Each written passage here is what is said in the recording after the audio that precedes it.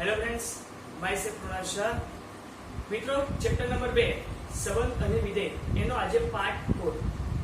આજના લેક્ચરમાં આપણે સંબંધ વિશે અભ્યાસ કરીશું. ચેપ્ટરનું નામ છે સંબંધ અને વિધેય. તો સંબંધ કોને કહેવાય એના વિશે અભ્યાસ કરીશું. અત્યાર સુધી આપણે મિત્રો કાર્ટેશિયન ગુણાકાર વિશે અભ્યાસ કર્યો. મેં ફર્સ્ટ લેક્ચરમાં કહ્યું હતું કે સંબંધ અને વિધેય માટે સૌથી પહેલા તમારે કાર્ટેશિયન ગુણાકારનો અભ્યાસ કરવો પડે. કાર્ટેશિયન ગુણાકાર પછી તમને સંબંધનો ખ્યાલ આવે અને સંબંધ બાદ વિધેયનો ખ્યાલ આવે. તો સ્ટેપ બાય સ્ટેપ સૌથી પહેલું સ્ટેપ આપણે કમ્પ્લીટ કર્યું કાર્ટેશિયન ગુણાકાર. હવે એના બાદ આજે આપણે સંબંધ અભ્યાસ કરીશું. કાર્ટેશિયન ગુણાકાર આપણે તો જ સંબંધ આવે. સૌથી પહેલા કાર્ટેશિયન ગુણાકાર એટલે શું એની પર રિવાઇઝ કરી લઈએ. કાર્ટેશિયન ગુણાકાર પર શું હોય?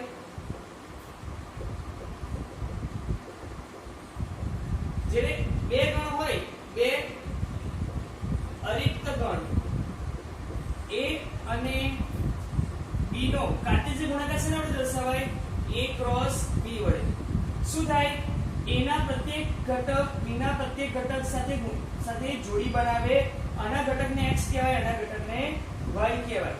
ઉદાહરણ તરીકે જો આપણે વાત કરીએ કાર્ટેશિયન ગુણાકારમાં, ધારો કે a is equal to 1 2, b is equal to 3 4. તો a cross b શું થાય? તો 1 3 1 3 1 4 2 3 2 4. આ કાર્ટેશિયન ગુણાકાર થયો a cross b. આનો પ્રત્યેક ઘટક આના પ્રત્યેક ઘટક સાથે ગુણાય. આની પાસે કુલ ઘટક 2 છે, આની પાસે પણ કુલ ઘટક 2 છે. 2 2 4 તો a cross b માં પણ 4 ઘટક થાય. હવે આપણે શીખવાનું છે સંબંધ વિશે. સંબંધ કોને કહેવાય? તો બે અરિક્ત ગણ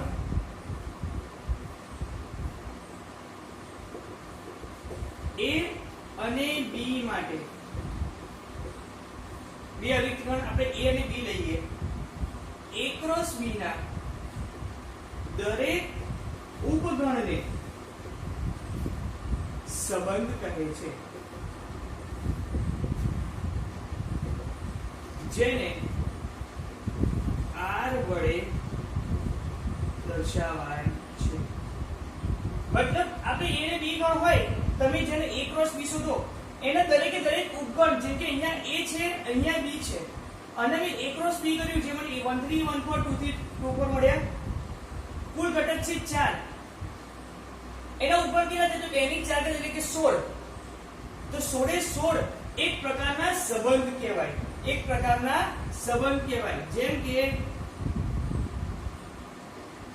a ક્રોસ b બરાબર 1 3 1 4 2 3 2 4, જેમાં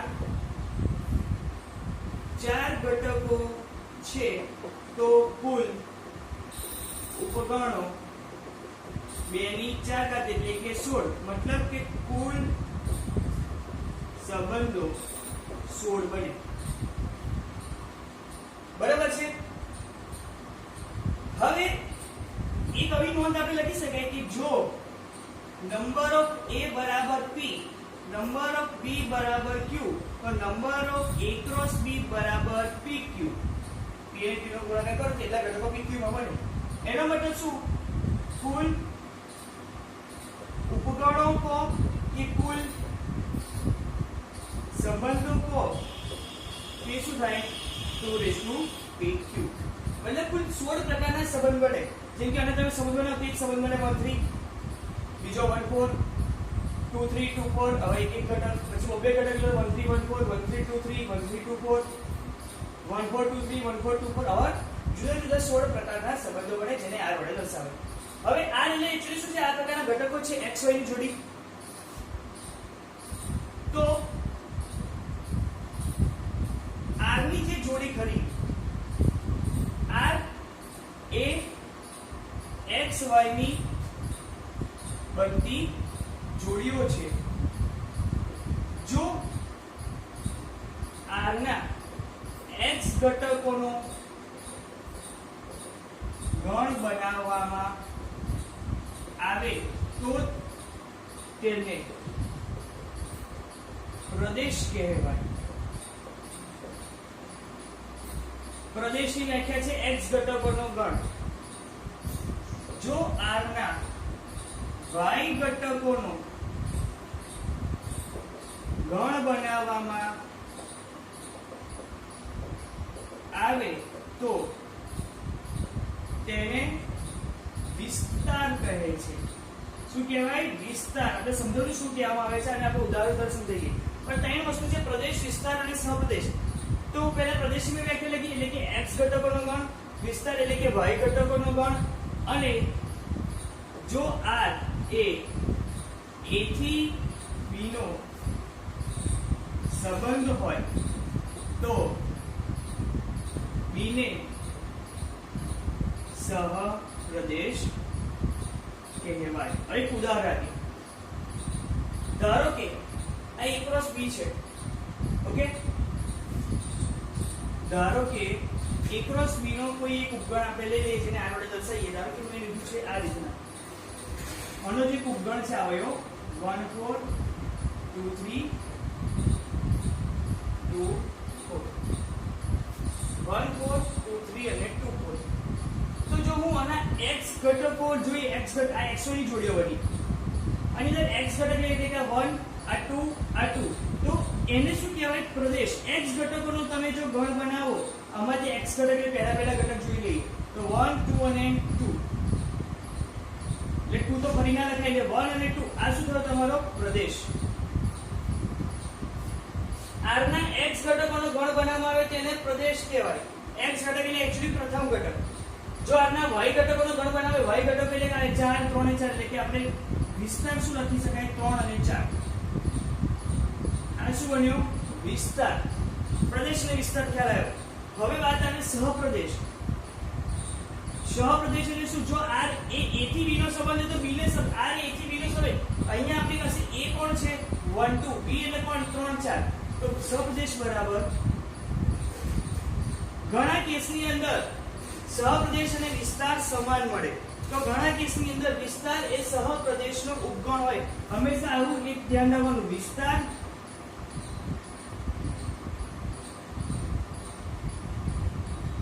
is subset or equal to સહપ્રદેશ. વિસ્તાર એ સહપ્રદેશ ઉપર અથવા એને જેટલો હોય. આ કેસની અંદર વિસ્તાર અને સહપ્રદેશ સમાન છે. હવે ધારો કે હું નવો r લઉં,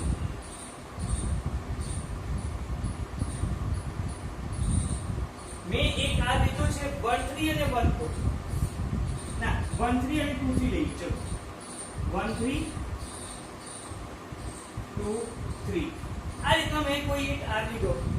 આનો શું ગણ છે? હવે પ્રદેશ શું બન્યો? તો પ્રદેશ પહેલા ઘટકો એટલે કે 1 2. વિસ્તાર શું બને? તો વિસ્તાર એ બીજો ઘટક છે જે છે 3. એક જ ઘટક મળ્યો, એકાકી ગણ કહેવાય. અને હવે આવ્યો સહપ્રદેશ. સહપ્રદેશ એટલે શું? ગણ b પોતે. આ આપણો સંબંધ છે કયો છે? આ a ક્રોસ b એટલે a થી b નો a 1 2 b 3 4, તો 3 4 જ આવે સહપ્રદેશ. તો આ કિસી જો વિસ્તાર 3 છે જ્યારે સહપ્રદેશ 3 છે. એટલે એક વસ્તુ ક્લિયર છે, વિસ્તાર અને સહપ્રદેશ કાં તો સમાન હોય કાં તો વિસ્તાર એ સહપ્રદેશનો ઉપગણ હોય. એટલે આ રિલેશન વિસ્તાર અને સહપ્રદેશ વચ્ચે છે.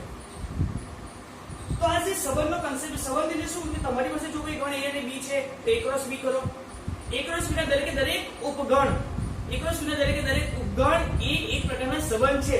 આની પાસે a ક્રોસ b ના 4 ઘટક છે, જે 2 ની 4 ઘાત એટલે કે 16 જેટલા ઉપગણ થાય, તો કુલ સંબંધો થાય 16. એ કુલ સંબંધોને 16 અલગ અલગ પ્રકારના સંબંધો હોય, 16 અલગ પ્રકારના ઉપગણ બનાવતા તમને આવડે જ છે. એટલે એ દરેકે દરેક સંબંધ થયો. એ સંબંધોમાં તમે દરેકને r તરીકે વ્યાખ્યાયિત કરી શકો. એ r માં જો તમે પહેલો ઘટક હોય x ની જોડીનો એટલે x ઘટક, એને તમે કોઈ ગણમાં લખો તો એ તમારો પ્રદેશ બને. જો એનો બીજો ઘટક એટલે કે y ઘટક તમે કોઈ ગણમાં લખો તો એ વિસ્તાર બને. સહપ્રદેશ એટલે ગણ b પોતે. એટલે અહીંયા પ્રદેશ એટલે x ઘટકોનો ગણ, વિસ્તાર એટલે કે y ઘટકોનો ગણ, અને સહપ્રદેશ એટલે ગણ b પોતે. ઓકે, તો આ કન્સેપ્ટ છે. એકવાર તમે વિડિયો પોઝ કરીને આખો કન્સેપ્ટ તમે ઉતારી દો. ક્લિયર છે?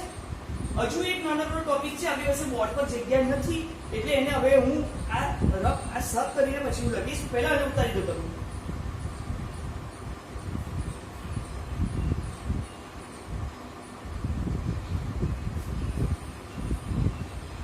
સંબંધ વિશે મોસ્ટ ઓફ આપણે આઈડિયા લઈ લીધો.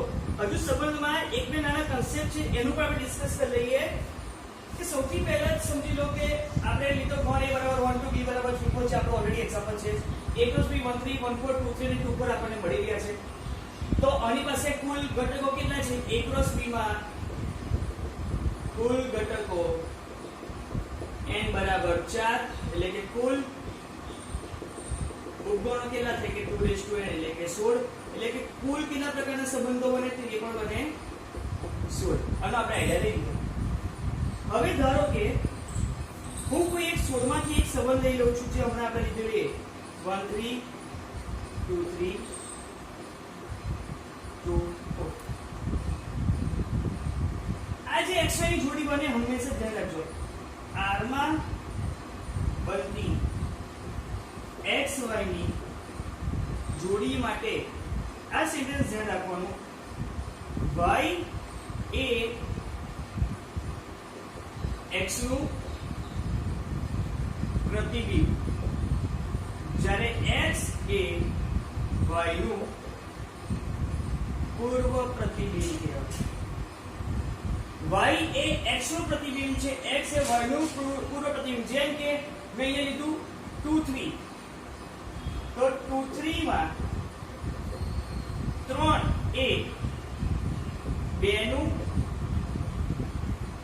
પ્રતિબિંબ જ્યારે 2 એ 3 નું પૂર્વ પ્રતિબિંબ કહેવાય. ખ્યાલ આવ્યો? 3 એ 2 નું પ્રતિબિંબ જ્યારે 2 એ 3 નું પૂર્વ મતલબ y એ x નું પ્રતિબિંબ ને x એ y નું પૂર્વ પ્રતિબિંબ. આ વસ્તુ ધ્યાન રાખવાની. પ્રતિબિંબ અને પૂર્વ પ્રતિબિંબ કોને કહેવાય? y ઘટક એ પ્રતિબિંબ છે કોનો? x ઘટક. જ્યારે x ઘટક એ પૂર્વ પ્રતિબિંબ છે કોનો? y ઘટક. એટલે એક પ્રતિબિંબ છે જ્યારે બીજો પૂર્વ પ્રતિબિંબ. બીજો આપણે કિરણ આકૃતિ દોરતા શીખવાનું છે. કિરણ આકૃતિ વાળા એક્ઝામ્પલ આવે છે, ખૂબ સરળ, કશું હોતું નથી. તમને કોઈ સંબંધ આપી દે કે દર્શાવે કે સંબંધને કિરણ આકૃતિ દર્શાવે. જેમ કે મેં એક સંબંધ લીધો r = 1 3 2 3 અને 2 4. આ સંબંધને કિરણ આકૃતિમાં દર્શાવવો છે. r = 1 3 2 3 2. સૌથી પહેલા આ રીતના બે વર્તુળ દોરો. વર્તુળ તો ના કહેવાય, એક પ્રકારના અંડાકાર છે. અહીંયા x ઘટકો લખવાના, જ્યારે અહીંયા y ઘટકો લખવાના.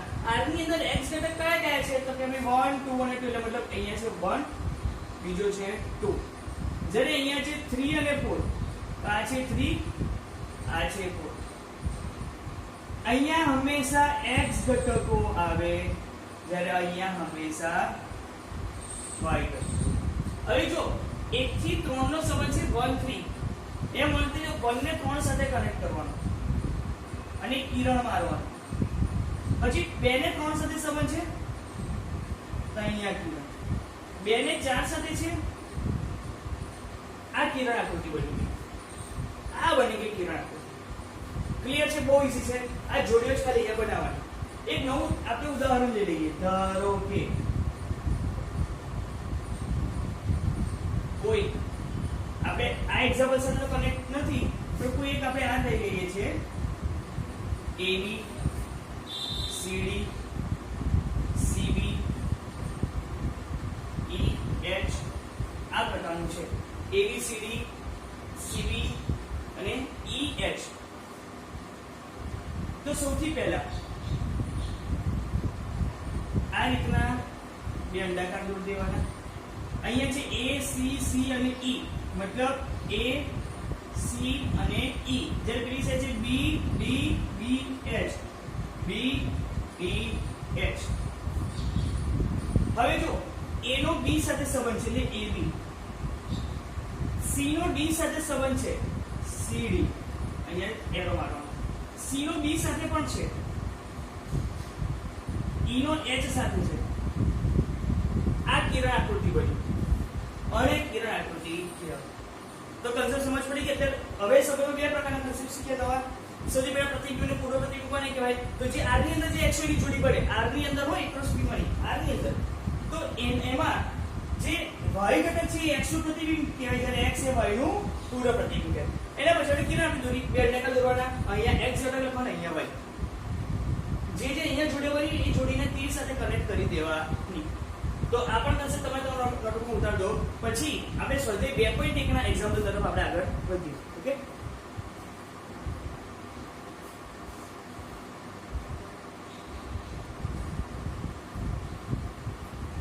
ક્વેશ્ચન નંબર 1 અને ક્વેશ્ચન નંબર 4 સ્વાધ્યાય 2.2 ના આપણે તમારી સમક્ષ મૂકેલા છે. સૌથી પહેલા ક્વેશ્ચન નંબર 1 સોલ્વ કરીશું, પછી ક્વેશ્ચન નંબર 4. શું કહે છે ક્વેશ્ચન નંબર 1? જો a = 1 2 3 4 અપ ટુ 7 એટલે a એટલે 1 થી લઈને 14 સુધીની પ્રાકૃતિક સંખ્યાઓ છે, અને r આપણને આપ્યું છે જે સંબંધ છે પણ એ યાદી રીતેની પણ ગુણધર્મની રીતે આપ્યો છે.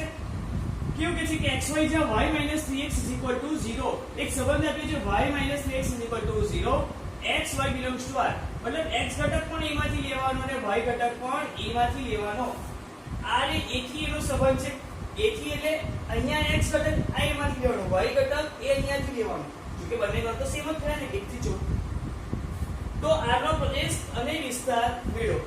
પ્રદેશ અને વિસ્તાર મેળવવા માટે મારી પાસે r હોવો જોઈએ. કઈ રીતના? યાદીની રીતે. મને અહીંયા આપ્યો છે ગુણધર્મની રીતે, તો હું ગુણધર્મની રીતથી યાદીની રીતમાં કન્વર્ટ કરીશ. કેવી રીતના જુઓ, અહીંયા ગુણધર્મમાં આપણને કન્ડિશન આપી છે કે y - 3x = 0. એનો મતલબ એવું થાય છે કે y = 3x. y ને x વચ્ચેનો સંબંધ છે કે y ઘટક x ઘટક કરતા 3 ગણો છે. x ઘટક અહીંયાથી લેવાનો, y ઘટક પણ અહીંયાથી લેવાનો. પણ ધ્યાન રાખવાનું, x અને y બંને ગણ એમાંથી હોય છે, કારણ કે a થી એનો સંબંધનો મતલબ શું? અહીંયાથી પહેલો એ ખરો એ x ઘટક માં દર્શાવે કે x ઘટક આ ગણ એમાંથી લેવાનો અને y ઘટક એ આ ગણ એમાંથી લેવાનો.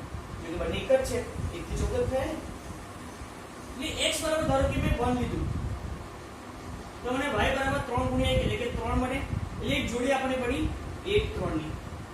હવે x બરાબર 2 લઈશ, તો y બરાબર 3 દુ 6. જો 6 અહીંયા છે તો અહીંયા 6 છે, તો 2 થી 6. હવે હું x બરાબર 3 લઈશ, તો y બરાબર 3 કરીને ચેક કરવાનું કે શું 9 1 થી 14 માં આવે છે? તો હા આવે છે, એટલે 3 9.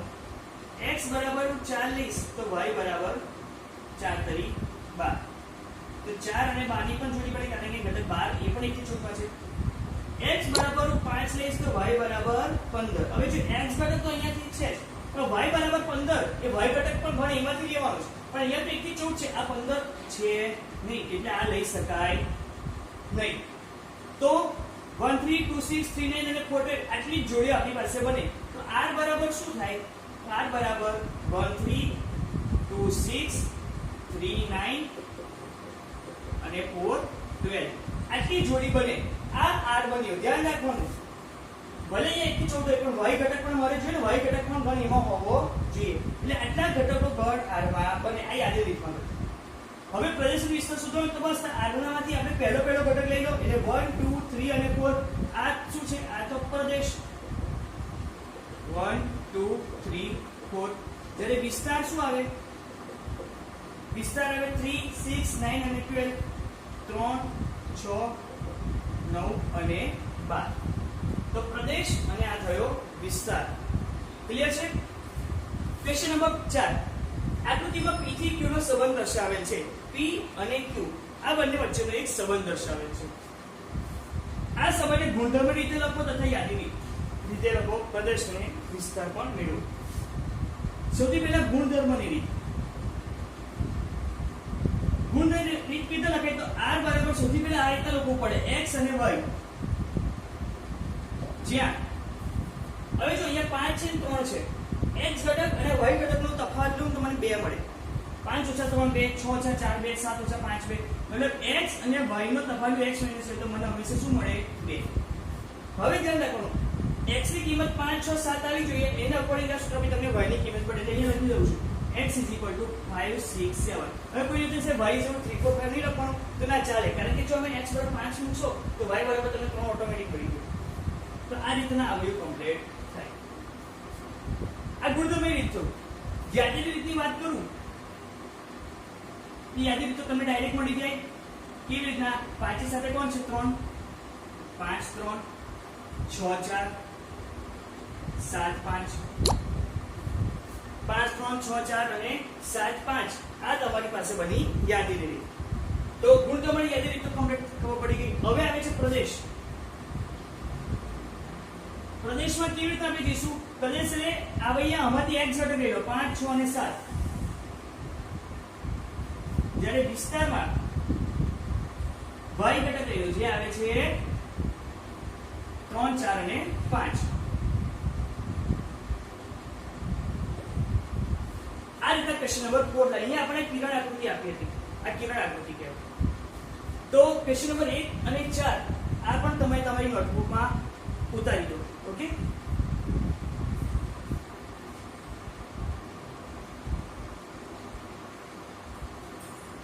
Next question, question number 2. r બરાબર xy જ્યાં y x + 5 કહ્યું છે. y અને x વચ્ચે સંબંધ કેવો છે? y = x + 5. x એ 4 થી નાની પ્રાકૃતિક સંખ્યા છે. x એ 4 થી નાની એટલે કઈ લેવાય? x બરાબર 1 લેવાય, x = 2 લેવાય અને x = 3 લેવાય. x y belongs to n એટલે x અને y બંને n માંથી લેવાના છે. તો આપણે યાદી રીતે તેમજ ગુણધર્મની રીતે લખવાના છે. હવે આપણને એવું કહ્યું છે કે y = x + 5.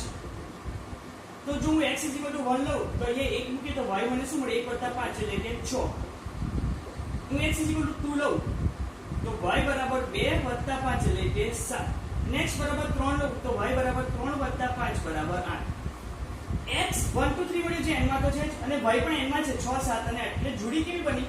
તો 1 6 2 7 3 8.